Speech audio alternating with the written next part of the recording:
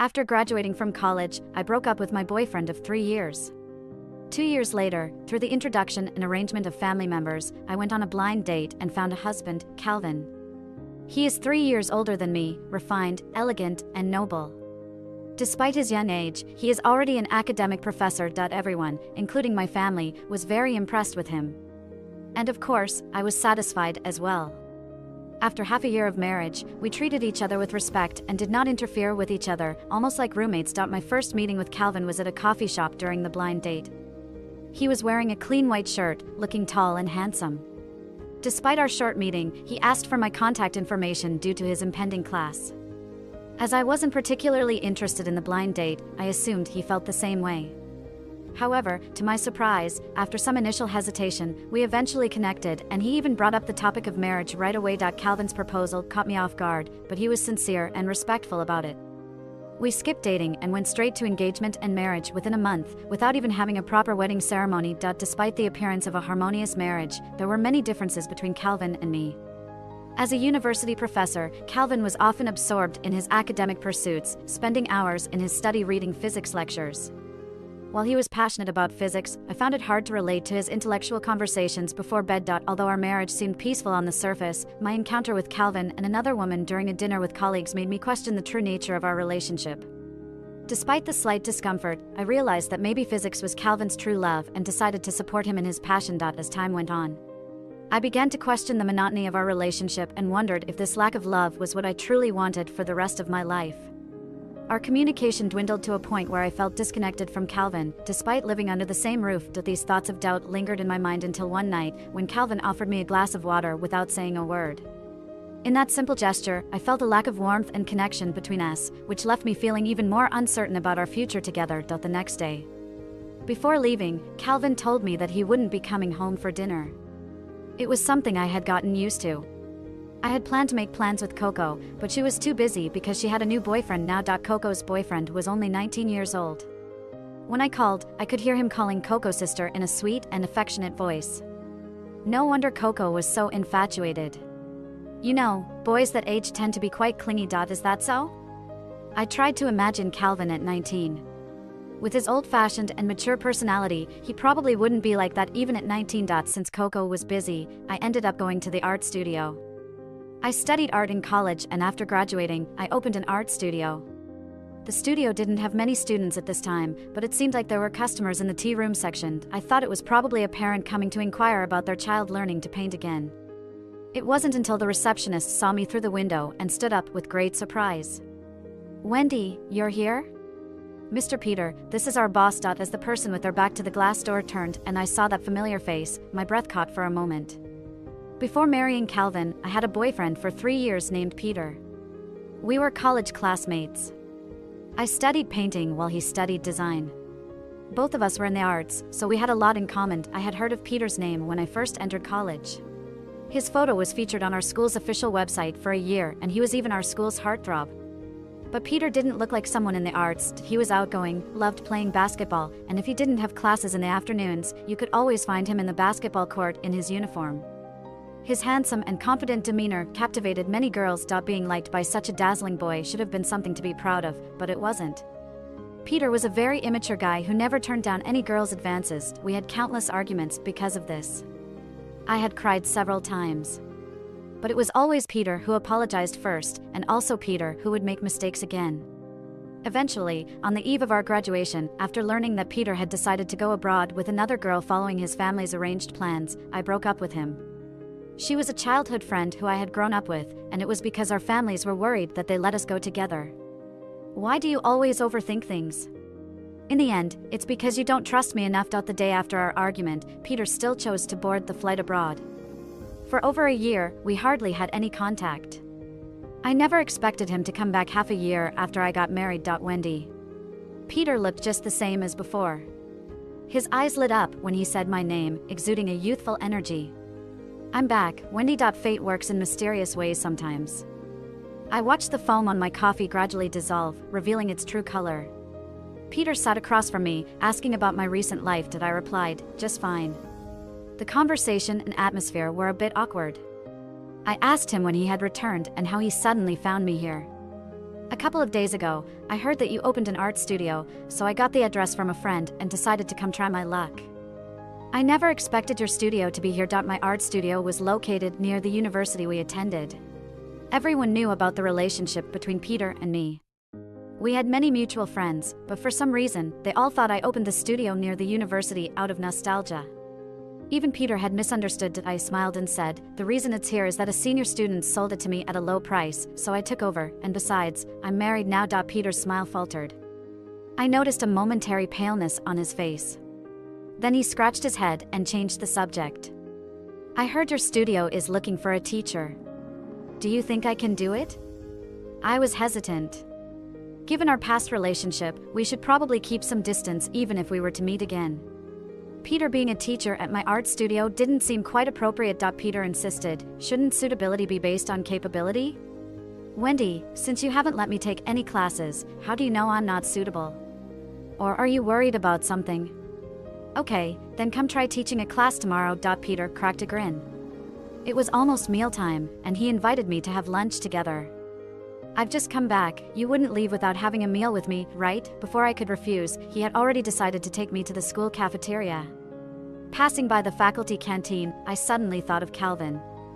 I wasn't sure if he was finished with his classes yet. When I returned home after lunch, it was already 7 o'clock. Turning on the lights, I was startled to hear a familiar voice. I looked upstairs and saw Calvin standing there, quietly watching me. You're back?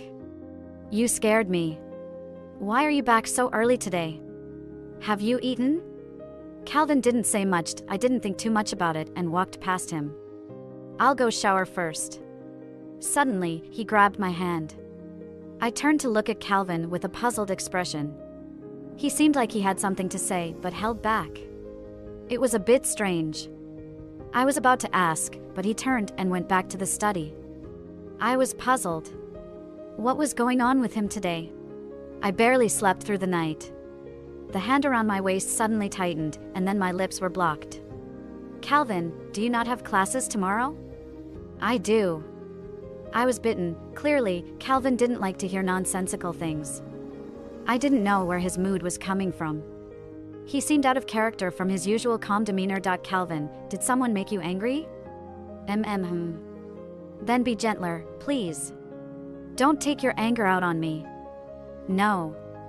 How did I not notice before how immature this man could be? The next morning, I got up and saw the marks in the bathroom mirror. When I went downstairs, I saw Calvin preparing breakfast.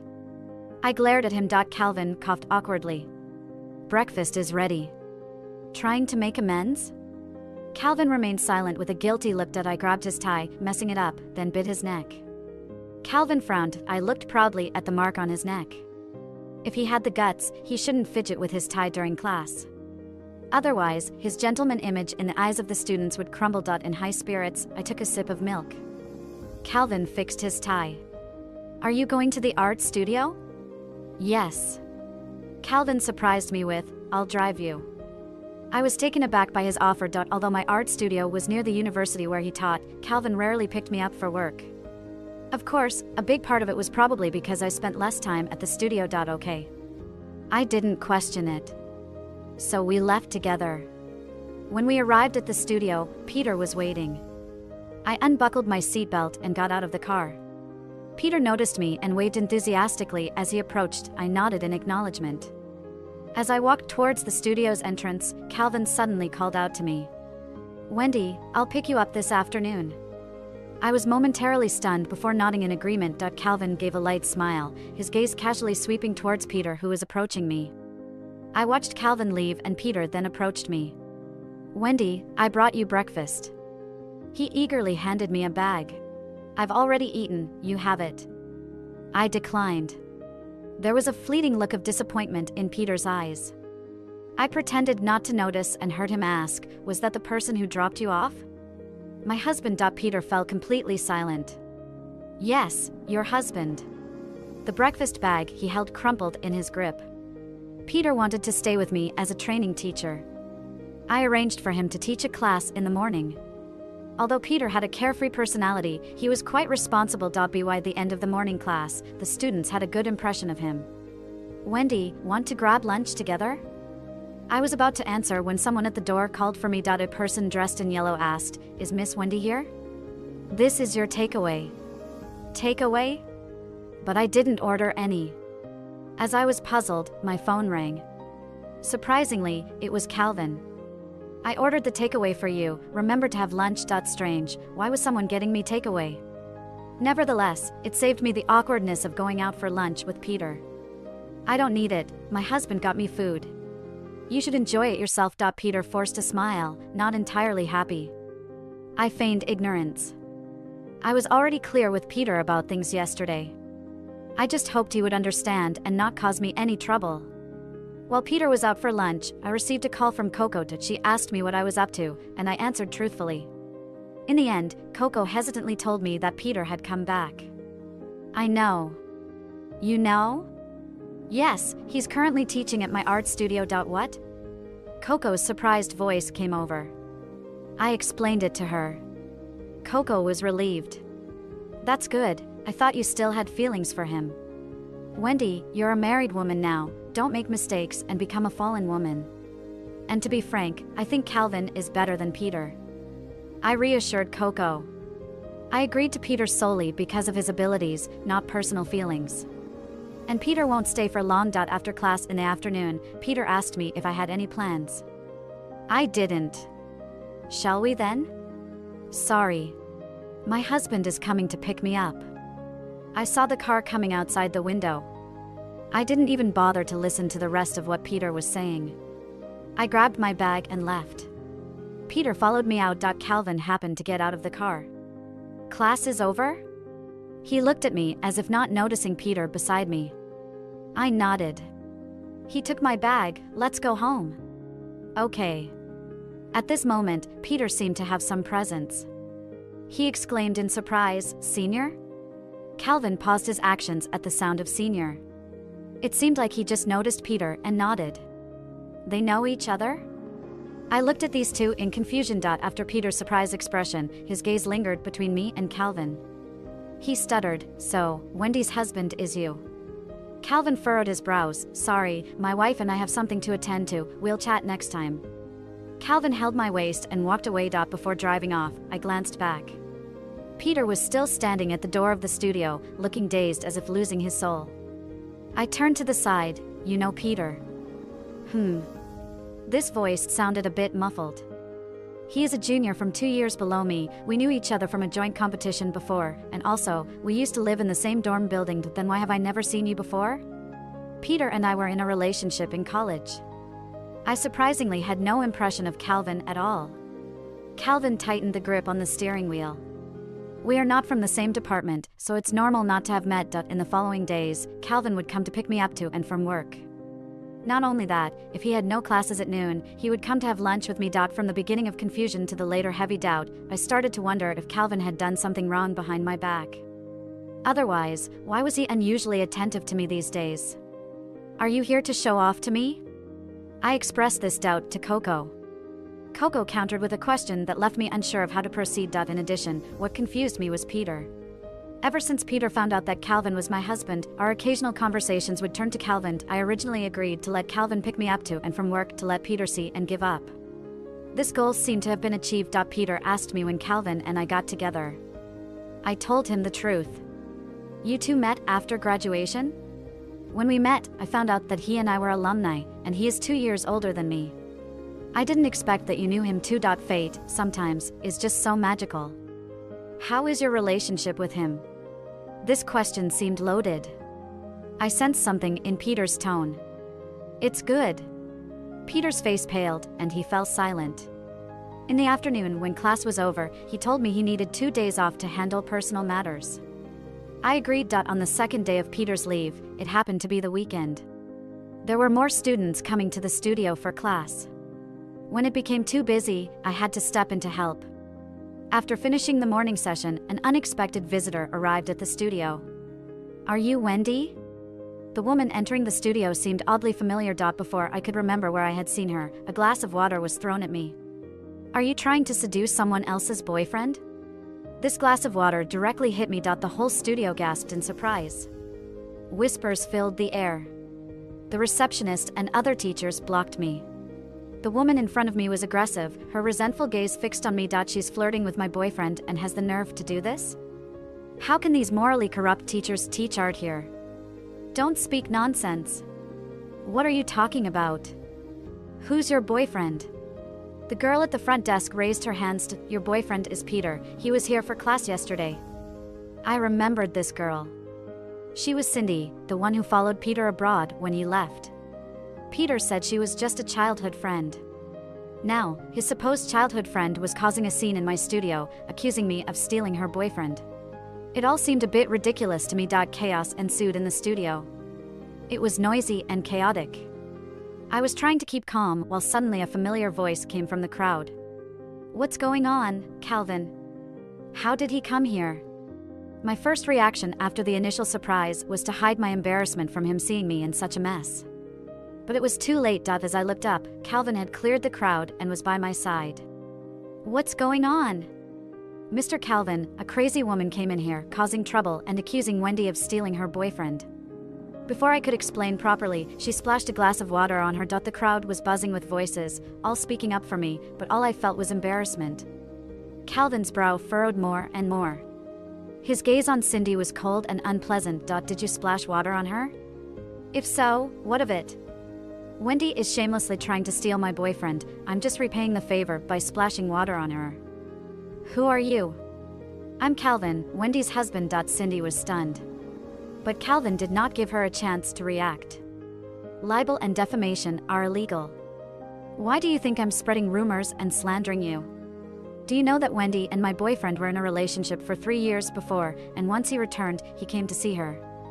Who knows if she's still hung up on him, already married, but still eyeing other men's husbands? Cindy, be quiet. Another reprimanding voice rang out. Peter had also arrived. I was at a loss. Peter pulled Cindy aside. Seeing Peter arrive, Cindy became even more unwilling. Peter coldly scolded her, and only then did Cindy reluctantly stay silent. Then Peter pulled Cindy to apologize to me. Sorry, Wendy, it's my fault. I felt exhausted. I didn't want to deal with these two. Calvin's voice was surprisingly cold. Peter, for being our alma mater, Wendy agreed to let you teach here. Don't involve her in your personal affairs. She is now my wife. Peter turned pale, his lips quivering. And also, Calvin added. He grabbed a glass of water, raised his hand, and splashed it directly onto Cindy's face.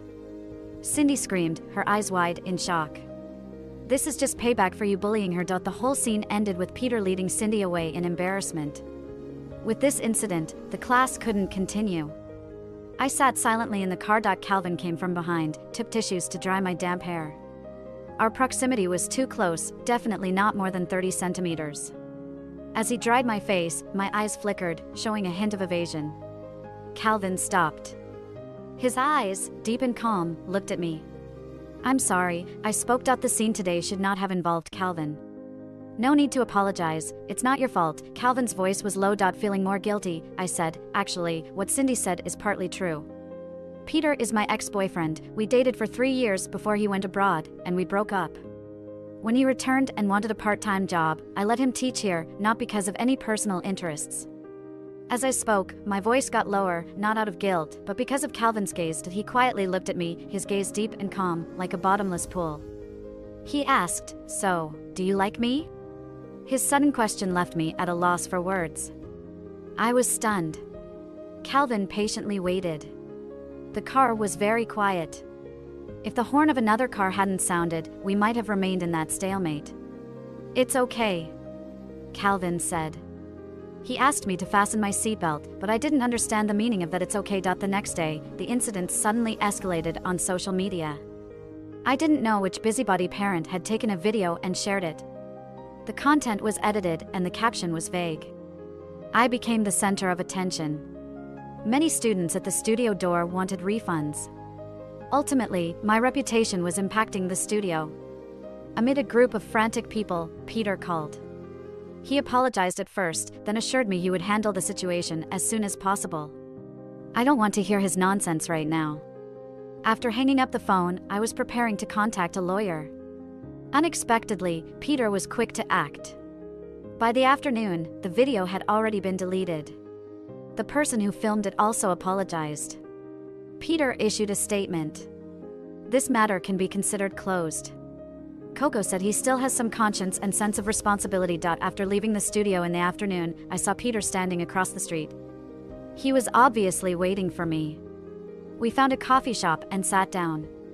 Peter cautiously glanced at me and said, "I'm sorry. From now on, please manage your female admirers, and also, your probation period is not over yet. You don't need to come to the studio anymore. I don't want similar things to happen again." I said it bluntly. Peter's eyes became more anxious. When I stood up to leave, he grabbed my hand.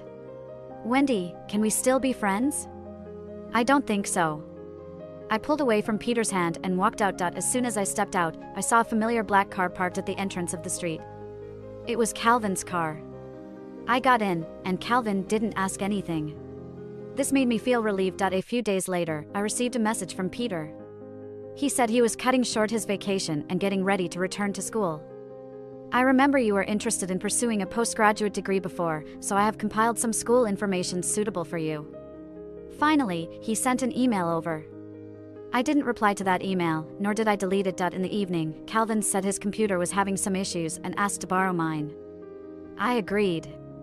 Later, I remembered the email information. I pushed open the study room's door, and at that moment, the computer's mailbox, which was logged in automatically, displayed Peter's message at the top. Calvin saw it, but didn't say anything. He just asked me, "Are you considering pursuing a postgraduate degree?"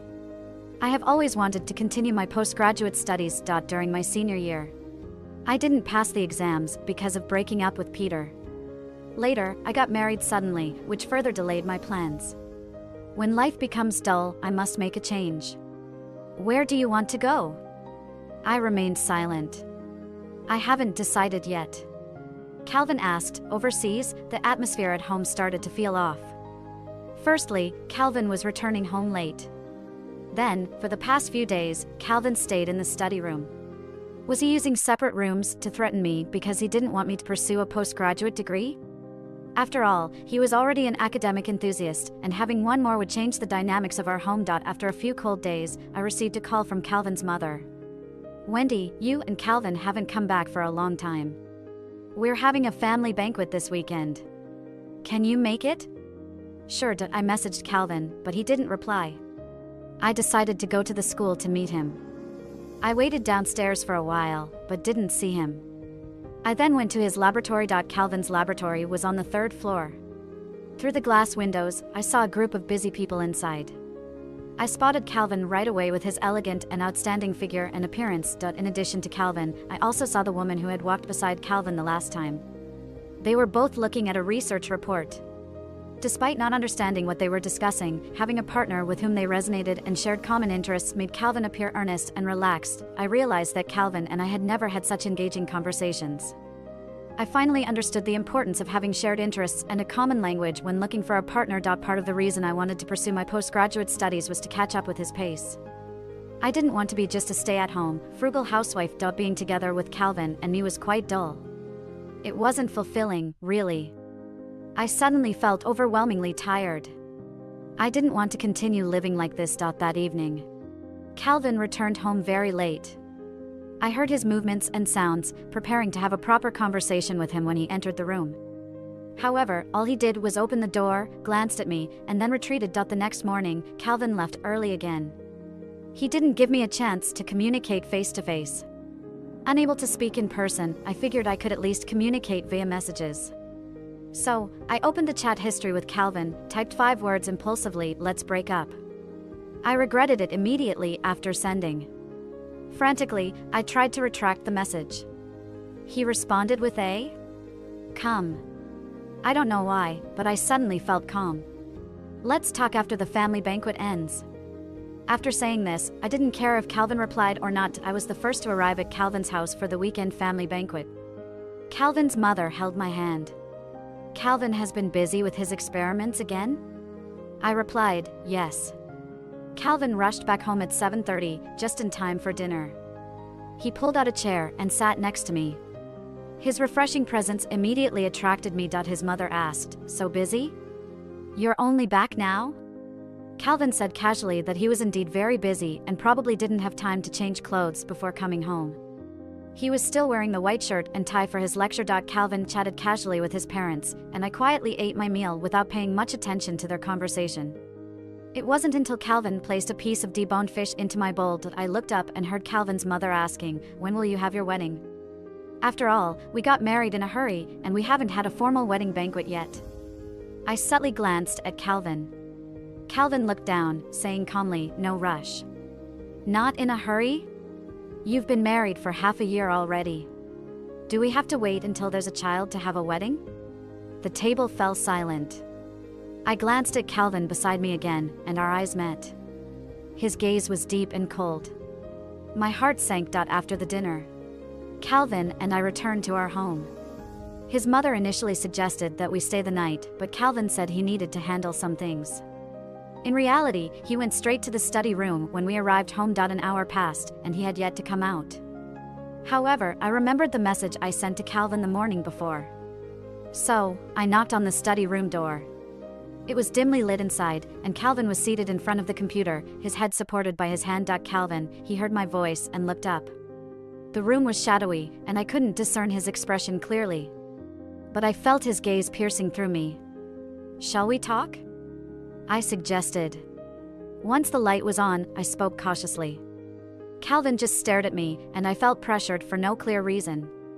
I cleared my throat and continued, "You saw the message I sent you, right?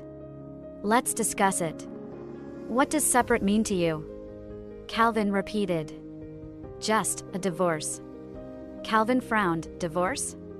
Why?" At that moment, countless reasons and thoughts crossed my mind. Lacking commonality, absence of marital feelings, and my desire to pursue postgraduate studies were among the factors. But somehow, the words that actually came out were, "You're too uninteresting. I'm not fond of you." "In what way?" "In every way." He seemed taken aback. His eyes squinted, and he slowly and dangerously uttered, "Every way?"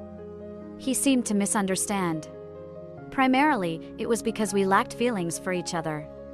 Moreover, if I pursued postgraduate studies, our communication would likely diminish even further. I elaborated, but Calvin seemed to become agitated. He tugged at his tie, but it didn't loosen.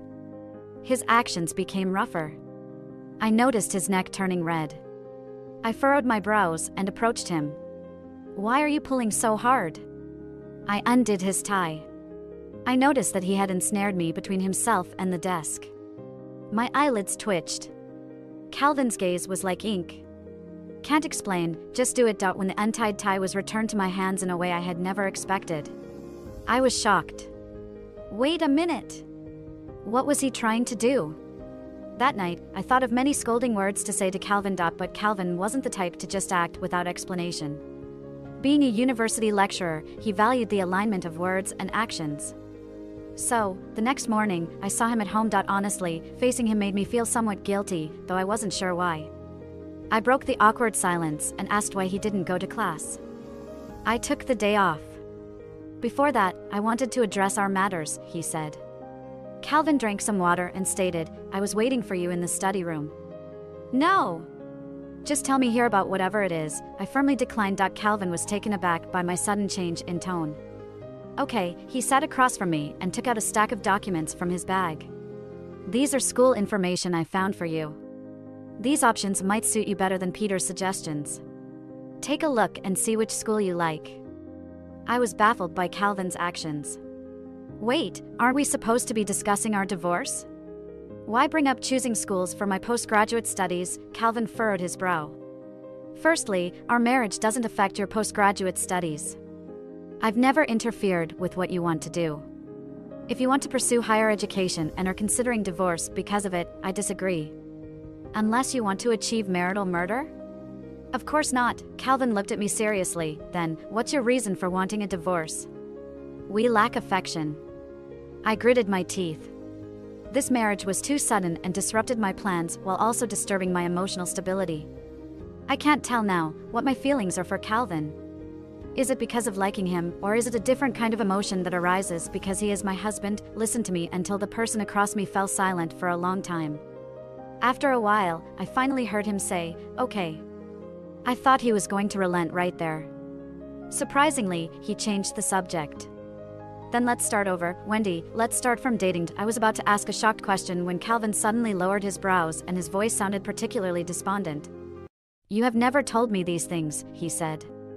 You have only speculated about me with your thoughts. If you don't give me a chance to change, it's unfair to me. All right, I admit it, I relented. And just like that, a family conflict was resolved. Calvin really lived up to his words. In the following months, from the morning kisses to the bedtime milk every night, Calvin and I embarked on a couple-style way of interacting as a married couple. Not only that, Calvin even gave me half of the study as a studio. He justified it as, an increase in the use of shared space can also improve the relationship between husband and wife. Whether it can improve the relationship, I do not know. But I know that my knowledge has indeed increased significantly. My French was weak, while Calvin had no barriers communicating with the French people. Thanks to Calvin's help, my French did not lag behind during my postgraduate studies. I also found out that Calvin seemed to have some insight into spatial images. Although Calvin's methods were a bit crude, I had to admit that after this period of being together, our relationship had improved slightly compared to before. At least we were not stuck in the same space, barely conversing beyond 2 sentences. After the postgraduate exams ended, I went to the school to find Calvin. Not finding him in the lab, I encountered the girl who used to work with Calvin. Wendy, are you looking for Calvin? She actually recognized me. I nodded slightly. Calvin went to the database, so if you wait here for a moment. As she opened the door to let me in, I noticed the ring on her left ring finger. Are you married? I couldn't help but ask. The girl smiled. Yes, I've been married for 2 years. Why do you ask? I smiled awkwardly. I remember Calvin saying that they are not allowed to wear jewelry during experiments. It seems I misunderstood earlier. A feeling of embarrassment and narrow-mindedness arose within me. During the wait, she poured water for me. Suddenly she asked, by the way, Wendy, isn't your studio lease coming to an end soon? How did you know? You rented the studio, and it was my husband's. When Calvin came to inquire about it before, I remember you seemed to have rented it for 3 years. Calvin? I distinctly remember that the studio was rented to me by a senior graduate who had graduated many years ago. And I rented it right after graduation. I didn't even know Calvin back then. My husband is that senior. He and Calvin were classmates, living on the same floor during their university years. Aren't you also classmates with Calvin? I am classmates, but I met him 2 years after graduating. How could Calvin have a crush on you? How is that possible? No? Also, before the incident in the studio, he took special leave to come find you, and then asked people from the computer department to help delete the videos. The video from the incident in the studio? Wasn't that Peter who had it deleted? Why is today's conversation all so confusing? Just as I was about to inquire further, Calvin returned. The conversation ended there. But it stayed in my mind. On my way back at night, I messaged Peter, who was far away in another country. I asked him about the previous incidents. Peter took a long time to reply. It wasn't 2 words followed by a long explanation. But I only saw those 2 words. In my days, Peter messaged again. It was just some pleasantries. Out of politeness, I replied to each one. Finally, Peter said, I didn't expect it would be him standing by your side in the end. What does that mean? I always felt that this sentence had a deep meaning. But before I could ask, Calvin called me for dinner. Coupled with subsequent things like preparing for the postgraduate exam retake and various other miscellaneous matters. By the time I truly relaxed, it was already a long time later. After the interview results were released, I successfully obtained the admission letter for the postgraduate program. I called Calvin, unable to contain my excitement. Calvin asked me, do you have time tonight to watch a movie with me? Sure, I thought Calvin would take me out. But in reality, when he said watching a movie, he meant watching a projection at home. I snuggled in Calvin's embrace, playing with his hand. Such gestures never used to happen between us. But from Calvin allowing me to eat chips while watching a movie, occasional indulgence is the basic of being in love. Midway through the movie, there was a kissing scene. It didn't mean much at first. But Calvin suddenly called my name. As I lifted my head, his hand grasped my chin, and his head lowered towards me. I felt that this kiss with Calvin was more intense than in the movie. Because after the kiss, he asked me, Wendy, do you now have a little liking for me? During this time, we changed for each other. Understanding of each other kept growing step by step.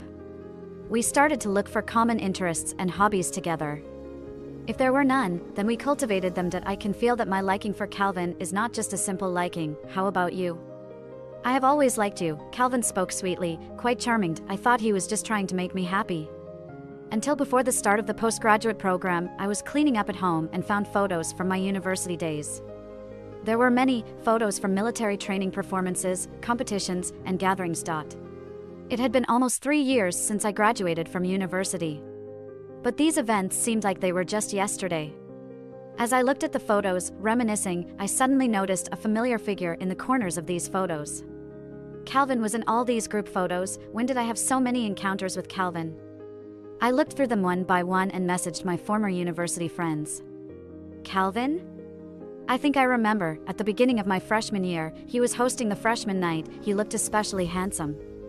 When we participated in the national painting competition, he and his physics team were in the same city as us. We even had dinner together, don't you remember? When you were organizing the art exhibition, didn't you get the venue approved by him? The pieces of information I gathered from others started converging into threads, pulling out past incidents that I had never paid attention to. I remembered. During the freshman night, I was very nervous. It was Calvin who cheered me up. When I was crying downstairs in the dormitory because Peter didn't know how to maintain boundaries with other girls, it was Calvin who handed me a tissue. And during the competition dinner, the person sitting next to me was also Calvin. Because of organizing the art exhibition, running around to rent venues, and signing in the approval column, it was Calvin. I had always thought that Calvin had never interfered in my life. But it turns out, he had been there early on. What I considered luck was actually him always walking towards me. I finally understood the true meaning behind Calvin's last words, and Peter as well. One afternoon, Calvin messaged me, saying there would be a family feast in the evening. He was doing an experiment, so he would be late. After the family feast ended, we returned as usual. Calvin fastened my seatbelt. I leaned in and kissed him on the cheek. He was stunned for a moment. His mouth seemed to show a hint of a smile, but he held it back. What are you doing? Your recent behavior has been good. Kiss me? Calvin teased. Kiss me later. When he said kiss me later, we did just that. As soon as we entered the house, he pinned me between the doorframe and himself. It was impulsive and incoherent. I clung to his shoulder. Calvin, I have a question. What? His voice was hoarse. Did you know me early on? Don't try to deny it. I found many photos of us together, and I didn't even know you back then. You must have known me for a long time. Did you like me when you were in college? This time Calvin didn't stay silent. He held my chin, and the kiss was sealed. He knew and still asked. So it was true.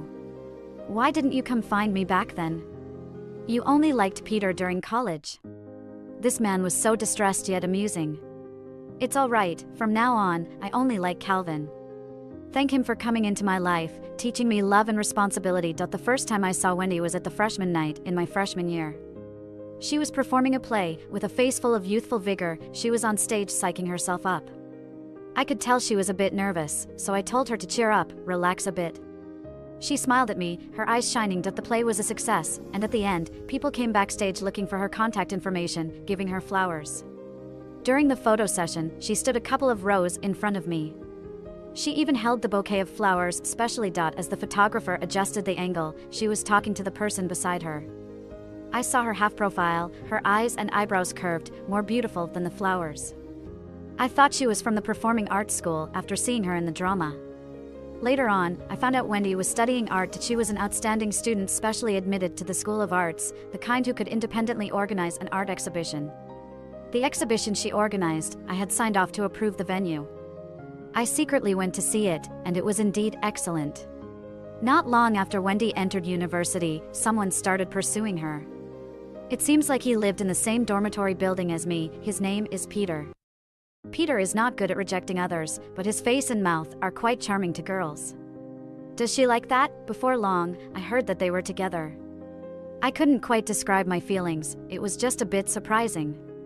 Later, I bumped into Wendy and Peter a couple of times on the school's routes and playgrounds. Wendy would be holding Peter's arm, with a shy look of a girl newly in love on her face. When I was in my 4th year, I was busy pursuing my master's degree. I hardly heard any news about Wendy anymore. But because I lived on the same floor as Peter, sometimes I would see Wendy waiting for him downstairs at the dormitory. One time, as I was coming out of the library, I saw Wendy again, but this time she was crying while making a phone call. It seemed like she had a fight with her boyfriend. I handed her a pack of tissues out of kindness. She said thank you and continued crying. After a while, she left. I walked away too. When I passed by Peter's dorm on the way back, the door was open, and Peter was inside playing games. I could hear a sweet and affectionate female voice playing from his phone. Frowning, I remembered the girl who was crying downstairs moments ago. So, I knocked on their dorm door. Peter, your girlfriend was just crying downstairs. Peter gave me a glance. Not long after, I saw Wendy waiting for Peter downstairs. It seemed like they had made up. I didn't want to meddle too much. After all, she was someone's girlfriend. I threw myself into my studies as a graduate student. Eventually, I successfully became a graduate student at the university. However, because I was studying in a different campus, I moved out of the undergraduate campus. For a long time, I didn't hear Wendy's name again. But I heard that her relationship with Peter seemed stable. In my first year of graduate school, we participated in a national physics competition. We met the teacher leading the art campus team of the undergraduate school in the same city. Both teams achieved good results in the competition. Afterwards, there was a social gathering. It was then that I saw Wendy from our college, who had won a gold award representing our school in the competition. The name Wendy sounded familiar to me. I looked up and saw a girl sitting beside the teacher. At the dining table, everyone seemed quite interested in Wendy. Several people wanted Wendy's contact information. This reminded me of the first time I saw Wendy. Back then, she was politely declining people backstage. But this time, she was smiling and showing her phone. Sorry, I have a boyfriend now. The teacher praised Wendy continuously. Wendy mentioned that she wanted to open a studio in the future and pursue further studies. Our school's art major didn't seem all that notable. But I remembered a friend who had opened a studio, and the school he was pursuing further studies at seemed pretty good. After this series of thoughts crossed my mind, I was surprised. I didn't know why I was thinking about this, but I felt like if Wendy needed help, I could offer some. In reality, I didn't do much to help. When I heard about Wendy wanting to open a studio, I just inquired with my old friend. Graduate studies were even busier than before, with various experiments and thesis data. It became a non-stop cycle of busyness. During my study, because of my outstanding performance, my supervisor gave me a recommendation letter to further my studies. I didn't refuse. 2 years later, I came back and took on the title of a professor. Then, I returned to my original school as a lecturer. By then, Wendy had already graduated for 2 years. After starting work, my mom began worrying about my lifelong decision and started considering setting me up on blind dates. I wasn't really interested in dating. But my mom insisted. This girl graduated from the same school as you, she studied art, even opened a studio.